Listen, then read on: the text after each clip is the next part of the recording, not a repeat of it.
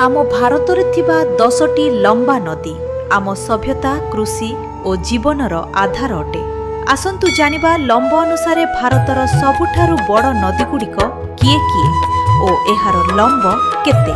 Number 10 Tapti नदी मध्य प्रदेशर सातपुरा पर्वतरु बाहरी 724 किमी बही जाई आरब सागर ठारे मिसिछि। नंबर 9 रे अछि कावेरी नदी जन्मस्थान तालकाभेरी ब्रह्मगिरी पर्वत कर्नाटक लंब प्राय 800 किलोमीटर।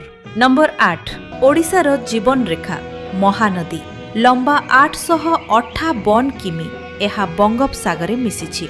नंबर 7 नर्मदा नदी 898 किमी उत्पत्ति स्थल अमरकंटक मध्य प्रदेश एहा अरब सागर रे मिसिछि। नंबर 6 जमुना नदी जन्मस्थान जमुनेत्री उत्तराखंड लंब प्राय 1376 किलोमीटर। मिलनस्थल प्रयागराज रे गंगा नदी सह मिले। नंबर 5 कृष्णा नदी जन्म महाबलेश्वर महाराष्ट्र लंब प्राय 1400 किलोमीटर। समुद्र बंगोपसागर दक्षिण भारतर प्रमुख नदीमानंक मध्यरु अन्यतम।